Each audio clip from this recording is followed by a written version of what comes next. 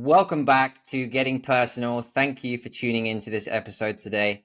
I'm Jack, your host, and I'm very excited to be here with Brandon, founder of the Hedera Forum, aka the Hbar Bull, and co-founder of Twigital. Are you ready to get personal, Brandon? And how are you today? I am. I'm doing great, Jack, and thank you for having me on. Let's have some fun. Let's get started with always the first question that I love to start with. Who were you before Web3, before the Hbar Bull, before Twigital, before Hedera even? Who was Brandon? Sure.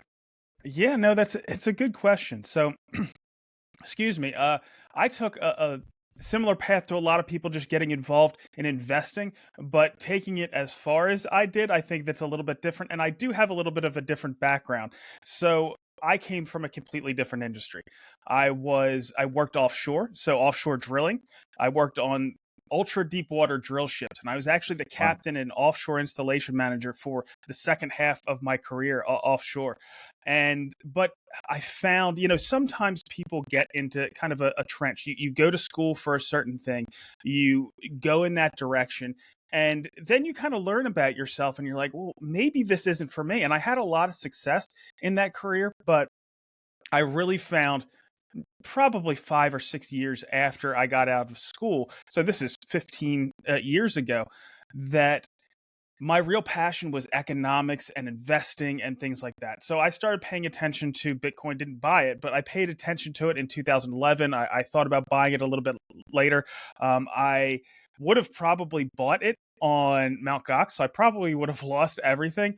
But then, I watched the market cycle, and being familiar with market cycles, I thought 2015 was a good time to get involved. Now, don't get too excited because I was doing like really small amounts, like $100, $120 a month. And I started doing similar things with Ethereum the following years, same amounts, right? So I didn't do it in size. And then in 2017, now, of course, you going through 2017 and that bull market, you just kind of dive into it and really start to understand the value proposition of crypto and Web3 in general. And by the end of that year, I came across a paper, and I don't even remember how I came across it, but it was the Hashgraph white paper. And I thought to myself, I'm like, if they ever do a public network with this, I'm all in. And so, of course, just a few months later, they had the announcement that Hedera was going to be coming to market. They did a SAFT 3, so a pre-sale in August of that year. I became a Hedera ambassador not long after that, and did meetups in Philadelphia with Andrew Antar of Tune FM really early on as well. And then throughout that entire process, and of course, it's been a bumpy road, but I'll reevaluate Hedera and what I think its value proposition is over and over again. And I always come to the same conclusion, that this is where I want to be. And then eventually I became so focused on it. I'm sure you can imagine being an offshore installation manager and captain. That's something you have to have an awful lot of focus on. And throughout my entire life, I've been able to focus on two things at one time.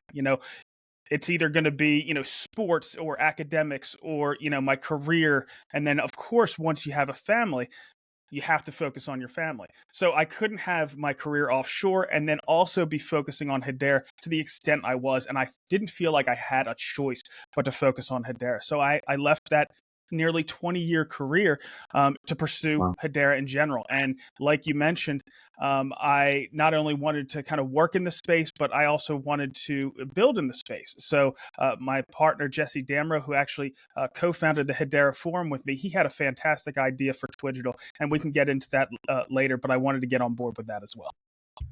That's amazing. So when you took that leap, had you already started the Hedera Forum at that point? And then, slowly but surely transitioned, or was it really a big, leap of faith at the time? So in 2018, the end of 2018, I did kind of a bull case for the Hbar because there wasn't anything. And I think I should preface this real quick. I do some contract work with the Hbar Foundation, community engagement, things like that. And I am one of the co-founders of Twigital. But on here today, I'm just wearing the Hbar bull hat. It'll give us a little bit more freedom here. I'm not representing either of those entities, though I'm happy to talk about what I do with them. I just wanted to kind of make that clear. But I did this bull case for the Hbar in the end of 2018, and I did some subsequent videos with that as well, because there wasn't too much focus on the Hbar as an investment. But then, in the beginning with Hedera, there was a guy named Gossip Guy, and he did some really good content. And then Hedera put out something called Gossip About Gossip. And both of those things ended. Now, I know Gossip About Gossip has started up again, but there was a huge gap in there where there wasn't a lot of just general content on Hedera. And Jesse and I said, well, let's fill this gap. As some community members, let's just fill this gap. So that's what we did during that time. And yes, that was well before I made the transition. The transition was scary. You know, it was a lucrative career, but I was just unhappy. So making that leap only made sense. And beforehand, it was scary. I mean, I lost 20 pounds going through the thought process of possibly making this shift. But in retrospect, I really don't think I had a choice. I think I had to make the move. Absolutely, and I'm pretty sure that the Hbar community is happy that you did at this point. I'm enjoying it. It is so much fun to engage with so many interesting people like yourself with Kabila and everybody else that's building it in the space. They have these grand visions, and I know some of them are going to hit. And it's fun to talk to these people as they're going through this process. Absolutely. I have a curious question that just popped into my head, because obviously you do these weekly updates, right, on Hedera with the Hbar ball, and you can really tell that a lot of time, energy, and love go into those episodes. What does go into them, like on a practical level, the time that you invest and what you actually have to do to compile everything and put an episode together? It may not seem like it from the episodes, but I'm kind of a perfectionist, so there's a fair amount of discussion in the weeks leading up, trying to talk to potential interviewees, talking with Rob Allen. Now we do the Shark Bites every week, figuring out what questions we're going to do. I prepare for those things. We have to come up with an outline of everything that's going on. Of course, there's all different little clips and slides because I want it to be interactive and I want people to be able to look at something beside me and Zepp while we're going through it. So coming up with all those slides, I would say it's a solid close to 40 hours a week just to put together that episode between just editing that day. So Zepp and I do the commentary in the morning. We record that, and then the rest of that day. So between preparation, recording with Zepp, and then editing, just that takes 10 hours. And that doesn't include the other interviews I do, the preparation, all the stuff with Rob, so there's a fair amount that goes into it, but it doesn't feel like work. It really doesn't. I just enjoy it from the beginning to end. So it takes a fair amount to produce it. I think for good reason, then it's kind of become, or at least that's the way I see it, it's become the weekly what's the word, bullet post, or the weekly update for the community, right? And people look forward to that at the end of the week. So yeah, well, I think the effort is being well received. I have a few different goals with it. Number one, there are better ways to get people into the ecosystem, right? So, Hedera has Swirlds Labs has a large marketing team. They put out, PR, and we have teams that work cross space. So a great example is like Genfinity, right? They work across different spaces. They're probably better at bringing other people in. Or, the interviews I do with Mike Maloney, it's a completely different audience. They can bring people in to the Hedera ecosystem. But once they're there, with the Hbar Bull, the weekly updates, I want to give them a home so they can keep up to date with just, an hour each week. You look at it and you get everything that's going on in the ecosystem. The other goal of it is you might just be interested in one part of the Hedera ecosystem. We'll say it's gaming or DeFi or NFTs. And you might not have focus on all the other things that are going on. But if you did engage with some of these other things, you might fall in love with it. And it might be karate combat or Galaxy or whatever. So what I try to do is keep everything relatively short. Sometimes we go over and we have, 20-minute segments for certain things, but I try to keep them relatively short. So you're jumping from one thing to another. You get to the things that you're interested in, but you might pass through something else that you're really fascinated with in getting to what you came there for in the first place. So that's kind of one of the goals, is to expose everyone to everything that's going on in the ecosystem, because we really don't know what's really going to take off. But like I said before, with so many smart teams working in the space, something's going to. I love it. And obviously, being an OG, because you pretty much from what you were saying, you've been here on Hedera since the very beginning. That together with having put together the Hedera Forum, did that help to land the work that you do now at the Hbar Foundation? And how did that come about for you? And why did you go for that route?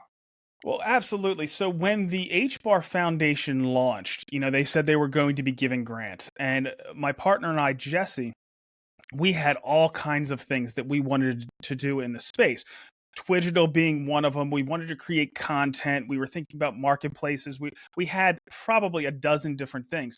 And before there was an application process, we said these are the things that we want to do. We sent an application, a pretty in-depth application, before there was even an application. And the because we had done the content and Twigital was separate, the Hbar Foundation said we have to break these things up. What are the things you guys are most passionate about? I was like, well, certainly the content creation and Twigital. So Twigital kind of went off in its own direction, and for the content creation, and instead of them saying, okay, instead of us giving a grant for doing the content creation, why don't you just come on board as a contractor and do various work for us, and we'll see how that develops over time, and we can go from there. And that's kind of what has allowed me to do the weekly updates. Now, the weekly updates themselves aren't the Hbar Foundation. That is kind of separate, but there is some overlap. Like a lot of the grantees that I interview are for the Hbar Foundation, and then they leverage those videos in other ways. They'll use it to promote them, privately. They'll use them to post on X. They'll use them.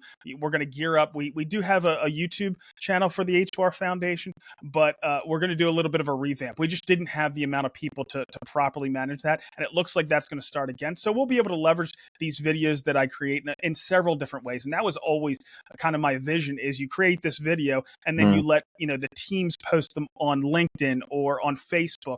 I'll always post them in my weekly updates, but then we can use them in other ways as well.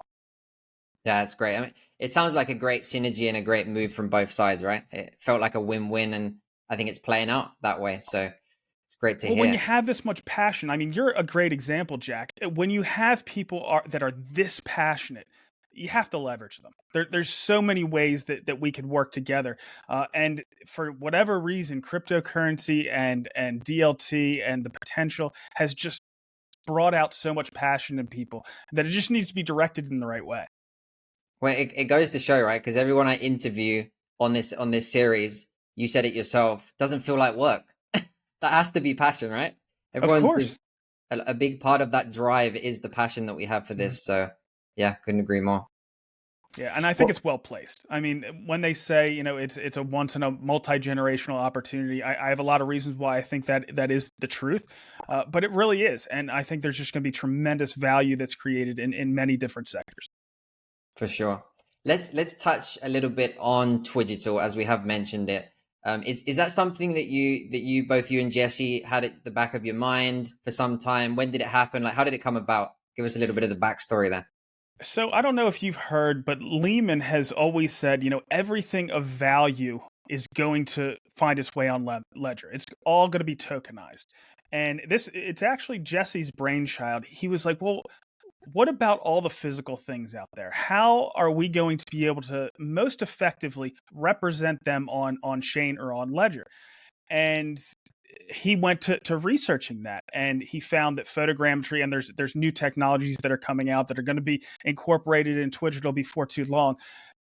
We found that is the best way to represent physical objects, whatever physical object we have, the things on our display shelves or in museums or collectors, whatever it is. We feel that that's the best way to represent them on chain. So then it was just, how do we create an application where you can create these objects and then tokenize them all within the workflow of that application? And that's what we set our minds to working on and creating. Love it. Love it. Yeah, everything seems to be tokenizing as we speak. That's right. That's right.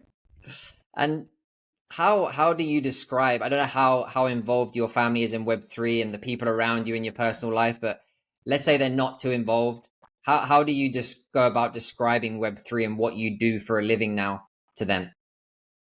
It's I think we all experience this because we are so passionate. Everybody around us doesn't seem nearly as passionate, but I think the best way to do it at this point, because there's been a huge progression in Hedera just over the past year, and you can use Twigital as an example. You say, okay, well, here's an object, and I'll go ahead and capture it using Twigital, and then I can walk through how you could use that asset, whether it's for insurance or for Web3 marketplaces, for trading back and forth, or for just digital receipts, and why that has value. Or things like I have plenty of fight fans around me, so I get to show them karate combat, or everybody's using X, and there's a lot of debate over X and contention at times. So you can say, hey, Galaxy is right here, and this is how they're leveraging Web3 or gaming. I think the best thing is, because the progression that we've seen with Hedera over the past year and a half, is now we have a lot of applications out there that we can get our hands on. So we don't have to be as abstract as we were before. We can be more concrete and say, this is how it's used. This is the value it brings to these different industries. Yeah, for sure. I think I can relate with that as well. We touched earlier on the leap of faith, which I assume and imagine it was challenging. But since you've been in Web3, what would you say for you personally has been your biggest challenge to this day? Oh, that's a good question. So what's the biggest challenge been? Um, Changing the routine. I was, and actually, no, that is certainly one of the challenges, but that wasn't the biggest challenge.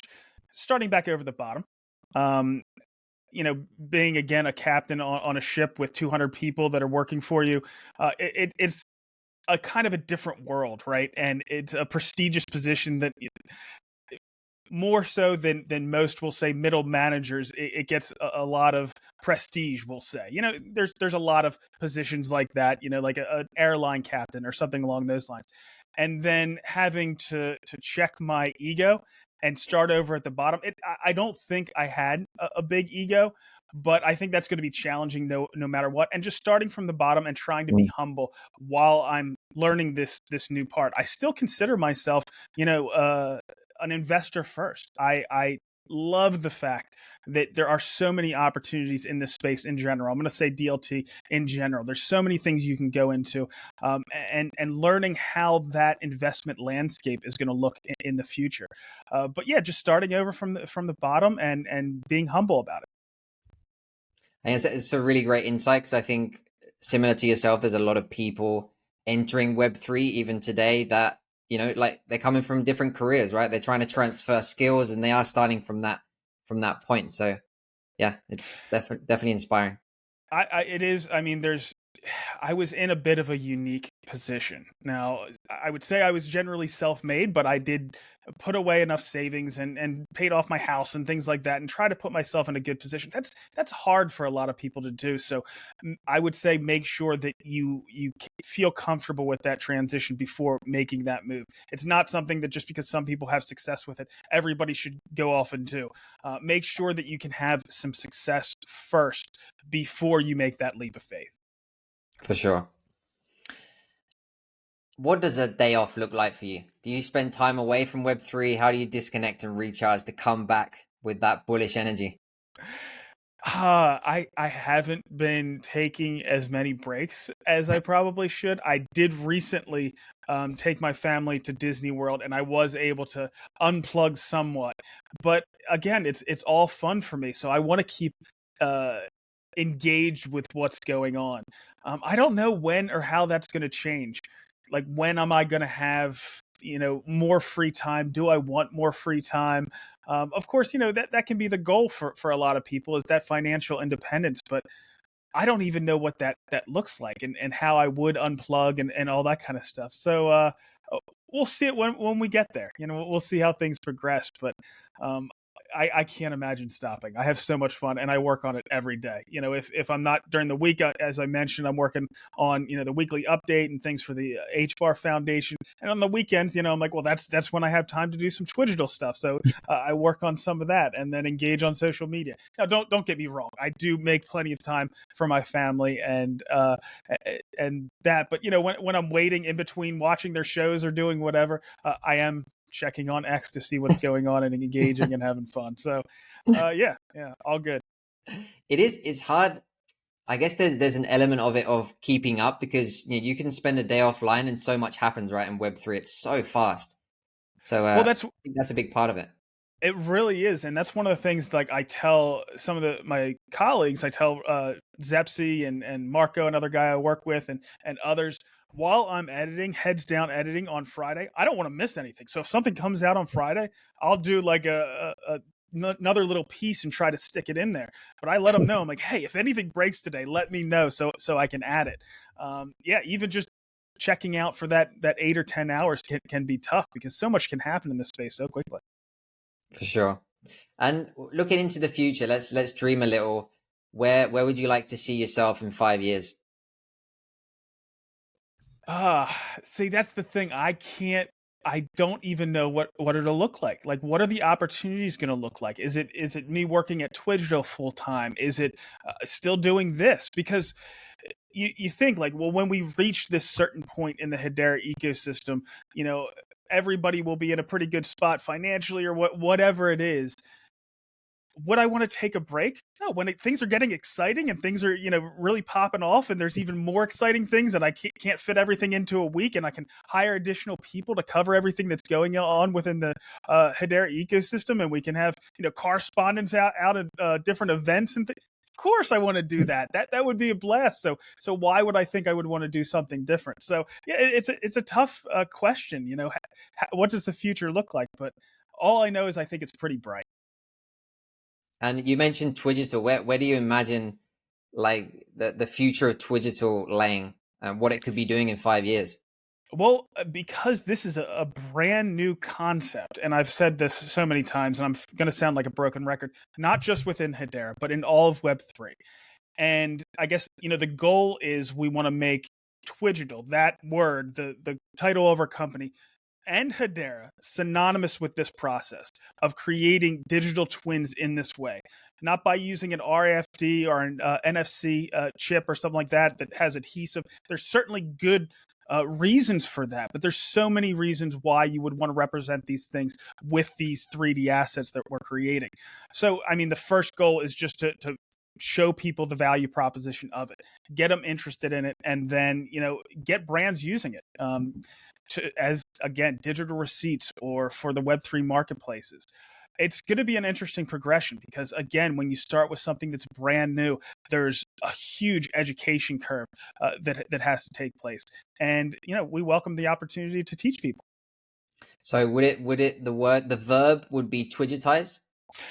So we've played around with some of that stuff, but one of the things is we take IP pretty seriously. So we've gotten away with about talking about that. The only thing that we have, the trademark on is Twigital. So we have to work on those other things which are in process right now. So we have to be careful about how we do that. But I think eventually we'll probably go down the road of using some of the verbs and nouns and all that kind of stuff. But we're holding off on that right now. Yeah, it reminds me a little bit of like Instagram. People say that's very Instagrammable, right? So I guess that's what you're aiming for, right? To have a word that kind of encapsulates what Twigital does. Exactly. Nice. And outside of Web3, what's something that you love? Oh, and this is one of the things. Like all my time is taken up. I used to love fishing and all that kind of stuff, and taking my family to the shore. I actually used to have a place that was down in the water, but I haven't been able to do any of that. Remember, two things, right? I could do Hedera and I could do my family. So it's just family stuff. My girls are into theater, and we take trips and all that kind of stuff. So those are the only two things that I can focus on right now. So of course, the most joy in my life comes from my two girls. I have two, 8 and 10, and but I would like in the future to be able to get back into some of the stuff I did playing around on the water as well. Nice. And being an OG yourself here on Hedera, how have things changed since you arrived, like to this day? Well, I think I kind of touched on it already. The major changes was all theoretical in the beginning.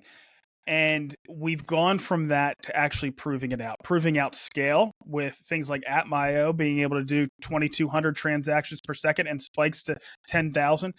For a long time, people didn't even believe that was coming, because I think the first time that was kind of floated was 2 years ago. And I think they expected it 6 months after that. And then it took another year before that to actual come to fruition.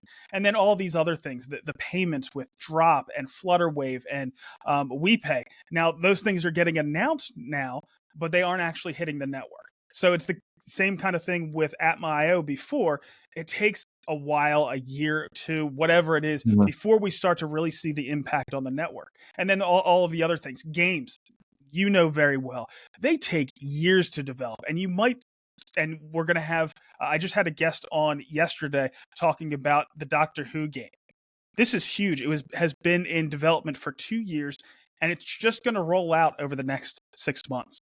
So we have so many games, as you know. We have Earthlings, we have what Lithos is working on with Ashfall, we have Astronova and Cosmium, and I mean, I can keep going down the list. I'm sorry if I left some out there, but when they start to hit the market and they start to see the efficiencies of Hedera, like we've seen with DeFi, I think things are going to get really exciting. So that's the biggest change. Is it went from theoretical to now actually getting our hands on these applications. I love that. Talking about exciting things, what are you most looking forward to in 2024? What's top of mind? What's on your radar? Yeah, well, of course, Twidgital. Continuing with the development of Twidgital and getting that into the hands of people. But I think the most exciting thing is what we don't know. It's and that's what we've talked about in the past. Matt and Harmon explaining what the fifth card up our sleeve. You never know what's around the corner with Hedera. Is it going to be refi, and is that really going to catch fire? We know that's going to be a multi-trillion-dollar market, and Hedera has such a lead in developing their ecosystem on that. If that actually comes to fruition, game over, right? That is a killer app on its own. Or we've heard in the past about Coupon Bureau.